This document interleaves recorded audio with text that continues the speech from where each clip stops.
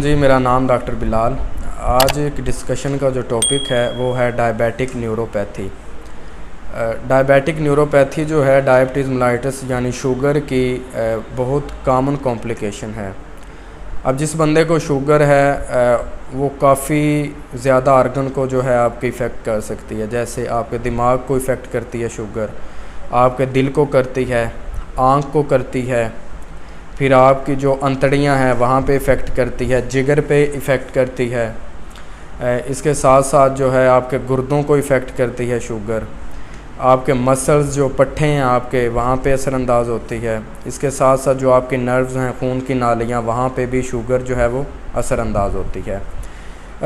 अब जो है इसमें से इतनी ज़्यादा कॉम्प्लिकेशंस होती हैं। इसमें से आज हम एक पे बात करेंगे जिसको हम कहते हैं डायबिटिक न्यूरोपैथी।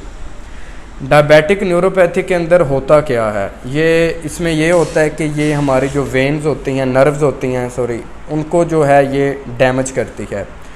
जो सबसे ज़्यादा जो कॉमन इफ़ेक्ट है, जो असरअंदाज होती है वो नर्व्स पे होती है। अब होता इससे ये है कि जब वो नर्व्स को असरअंदाज करते हैं, मुतासर होती हैं, तो उससे हमारी जो महसूस करने की हिस्स है वो आहिस्ता आहिस्ता ख़त्म हो जाती है। जो सेंसेशन है, हमारी फीलिंग्स हैं जो वो उनको जो है वो ख़त्म कर देती है।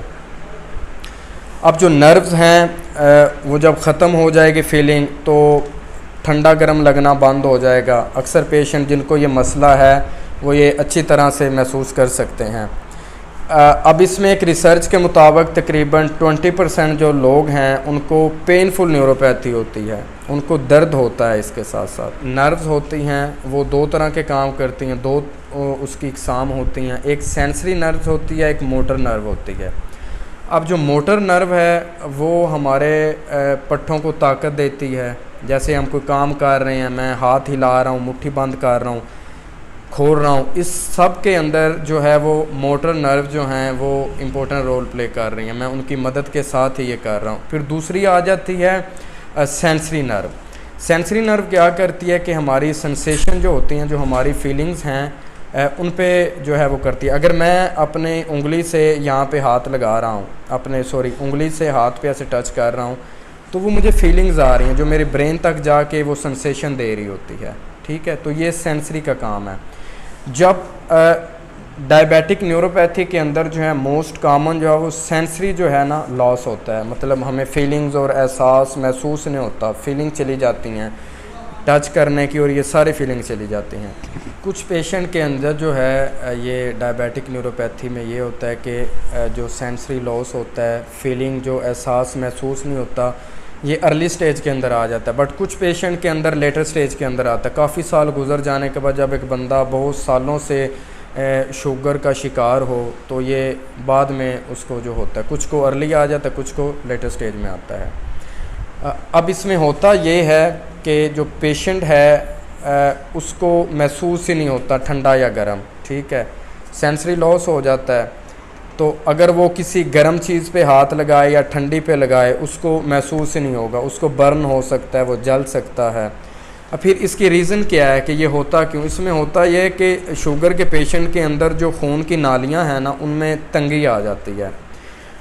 तंगी आने की वजह से वो जो जिन नर्व को सप्लाई करता है, ब्लड सप्लाई सही नहीं होती। जो खून की नालियाँ नर्व्स को सप्लाई करती हैं वो ब्लड सही से सप्लाई नहीं होता। ब्लड में ऑक्सीजन होती है, ऑक्सीजन उनको प्रॉपर नहीं मिलती, न्यूट्रिएंट्स नहीं जाते, उनको ग़िज़ा नहीं मिलती, तो वो वीक होना स्टार्ट हो जाती हैं, जिसकी वजह से वो सेंसरी जो लॉस है वो आ जाता है। जो डायबिटिक न्यूरोपैथी के पेशेंट्स होते हैं वो अपने नाखून जो है टाइम पर काटे, क्योंकि इन ग्रोइन नेल हो जाता है। जो नेल अंगूठे के अंदर धंस जाता है, फिर उसको बाहर निकालने में या वहीं पे वो ज़ख़म बनाएगा, ज़ख़म बनाने से फिर वो अल्सरेशन और सारा मामला ख़राब हो जाएगा। ठीक है, इसलिए बहुत ज़्यादा केयर करनी चाहिए। अपने नाखून जो हैं वो प्रॉपर टाइम पे कटिंग करें। पेशेंट है वो ये कंप्लेन करते हैं कि हमारी टांगों के अंदर हम सुनपन महसूस कर रहे हैं, जैसे वो सुन रहती हैं, और इसके साथ साथ जो है उनको महसूस नहीं होता। जब वो चलते हैं तो उनका बैलेंस डिस्टर्ब होता है, क्योंकि उनको फील ही नहीं आता चलते हुए कि हमारा पाँव उस पे ज़मीन पे आ रहा है कि नहीं आ रहा। ख़ासकर ये उन पेशेंट के अंदर होता है जो डायबिटिक न्यूरोपैथी के होते हैं लेकिन उनको आइडिया नहीं होता, उन्होंने कभी चेकअप नहीं करवाया होता, उनके अंदर ये बहुत ज़्यादा कॉमन है। अब जो डायबिटिक न्यूरोपैथी है इसकी कोई, जब वो ट्रीटमेंट करवाते हैं, कोई कंप्लीट रिकवरी इसकी नहीं होती कि वो मुकम्मल ठीक हो जाएगा, लेकिन हम क्या करते हैं इसको थोड़ा रिवर्स कर सकते हैं, मज़ीद बढ़ने से रोक सकते हैं। और इसमें फिर ये है कि पेशेंट की जो डाइट है वो अच्छी होनी चाहिए, उसका डायबिटिक कंट्रोल जो है, शुगर पे कंट्रोल अच्छा होना चाहिए, वो प्रॉपर अपनी जो भी मेडिकेशन कर रहा है वो उसकी अच्छी होनी चाहिए, उसको प्रॉपर उसको डेली बेसिस पे देखे, अगर इंसुलिन ले रहे या कुछ भी ऐसा कर रहा है। फिर यह है कि रेगुलर वो एक्सरसाइज करे, उससे क्या होता है कि हम इन चीज़ों को रोक लेते हैं, जितना हो गया, अब उसको आगे बढ़ने से हम उसको रोक सकते हैं। अब फिर ये है कि फुट केयर जो है वो बड़ा इम्पोर्टेंट है इसके अंदर। फुट केयर में हम क्या कर सकते हैं, जो डायबिटिक न्यूरोपैथी के पेशेंट होते हैं, चूँकि उनकी महसूस करने की हिस्स नहीं होती, सेंसेशन नहीं होती, तो अगर उनको कोई पाँव के ऊपर ज़ख़म वगैरह लग जाए तो उनको एहसास ही नहीं होता, ब्लीडिंग हो जाएगी, सारा कुछ हो जाता है, लेकिन उनको पता ही नहीं चलता। फुट केयर में ये है कि जब पेशेंट रात को सोने के लिए जाता है या सुबह को उठता है तो वो अपने पाँव को असेस करे, या किसी घर वाले को बोले जी मेरा पाँव देखें, पाँव के ऊपर कोई रगड़, कोई ख़राश या कोई ज़ख़म वगैरह तो नहीं बना हुआ, कोई रेडनेस तो नहीं नज़र आ रही। चूँकि पेशेंट ने शूज़ पहनने होते हैं तो शूज़ में अगर अक्सर होता है कि नए शूज़ होते हैं या टाइट शूज़ होते हैं, या किसी भी वजह से कोई कील वगैरह, कोई नोच, कोई भी उसको जो है वो लग सकती है, जिसकी वजह से ज़ख़म बन जाता है। अब ऐसे पेशेंट के अंदर क्या होता है कि छोटा स्पॉट लगता है, छोटा सा एक निशान बनता है ज़ख़म का, लेकिन पेशेंट उसको इग्नोर करता है, आहिस्ता आहिस्ता वो बढ़ना स्टार्ट हो जाता है, वहीं पे उसकी अल्सरेशन हो जाती है और एट द एंड जो एम्पुटेशन करनी पड़ती है। अब आपने अक्सर पेशेंट देखे होंगे, असेस किए होंगे, जो पेशेंट पाँव की केयर नहीं करते, उन पे ज़ख़म बनता है तो वो डॉक्टर जो उनका पाँव को, अक्सर उंगली से स्टार्ट होता है, पाँव की उंगली को काटते हैं, फिर पाँव को काटते हैं, एट द एंड जो आपकी लेग को भी काटना पड़ सकता है, तो इसको हम एम्पुटेशन बोलते हैं। तो इसीलिए ये ज़रूरी है कि जो पेशेंट है वो अपने पाँव की जो केयर है वो बहुत ज़रूरी है उसके लिए। उसमें देखे कोई टाइट शूज़ ना पहने, प्रॉपर साइज़ के शूज़ पहने, सॉक्स का इस्तेमाल करें, जुराबे जो हैं वो बड़े इंपॉर्टेंट हैं। जुराबों से क्या होगा, चाहे गर्मी है चाहे सर्दी है, जुराबों से ये होगा वो थोड़ी उसको कवर देगा, आपके पाँव को ज़ख़म नहीं बनने देगा। फिर ये है कि पाँव की डिफॉर्मिटी हो जाती है, बिगाड़ पैदा होता है, उसके लिए हमें प्रॉपर शूज़ बनवाने पड़ते हैं। सम टाइम आर्चेस बनाते हैं जो आपके पाँव का कंफर्ट जोन जो है वो उसको बढ़ा देते हैं, कंफर्टेबल लेवल जो है वो पाँव का बढ़ जाता है, उस पर ज़ख़म बनने के जो चांसेस हैं वो कम हो जाते हैं। ताकि जो डायबिटिक न्यूरोपैथी के पेशेंट्स हैं, अक्सर ये देखा गया कि वो गर्म पानी करके उसके अंदर नमक डाल के टकोर करते हैं पाँव की, तो ऐसा नहीं करना, इससे कुछ इफ़ेक्ट नहीं होगा।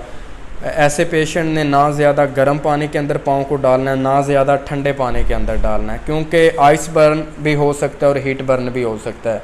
क्योंकि बार बार मैंने अपनी बात को रिपीट किया कि उनकी सेंसेशन नहीं होती, उनको महसूस ही नहीं होता, तो ठंडा गर्म जब महसूस नहीं होगा तो बर्निंग के चांस जो हैं वो ज़्यादा होंगे।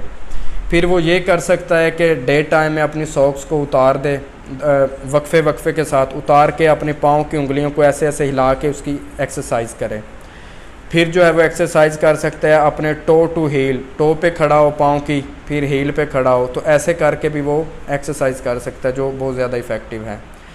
लेटर स्टेज के अंदर जो है डायबिटिक न्यूरोपैथी हाथों को भी मुतासर कर सकती है, सेम वैसी सेंसरी लॉस होगा और आपकी पावर भी कम होगी, आपको महसूस भी नहीं होगा। तो डायबिटिक न्यूरोपैथी के पेशेंट को बहुत केयर करनी चाहिए, ख़ासकर कोई ऐसा ज़ख़म वगैरह ना बनने दे, क्योंकि उसकी हीलिंग तो होती नहीं है, फिर केयर भी नहीं होती।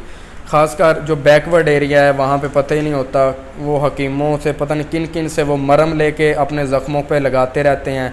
एट दी एंड क्या होता है कि अल्सरेशन इतना ज़्यादा हो जाता है कि वो एम्पुटेशन करनी पड़ती है, पाँव को या टांग को काटना पड़ता है। तो खुदारा कभी भी जो है आप ऐसे लोकल डॉक्टरों से या जो मेडिकल प्रैक्टिशनर नहीं होते, ख़ुद साख्ता वो डॉक्टर बने हुए होते हैं, उनसे आप अपना इलाज ना करवाएं, प्रॉपर डॉक्टर को असेस करवाएं, उसके मुताबिक जो है अपनी शुगर को कंट्रोल रखें। जब शुगर कंट्रोल होगी तो आपको ना ज़ख़म बनेगा और ना ये मामला उस लेवल तक जाएगा।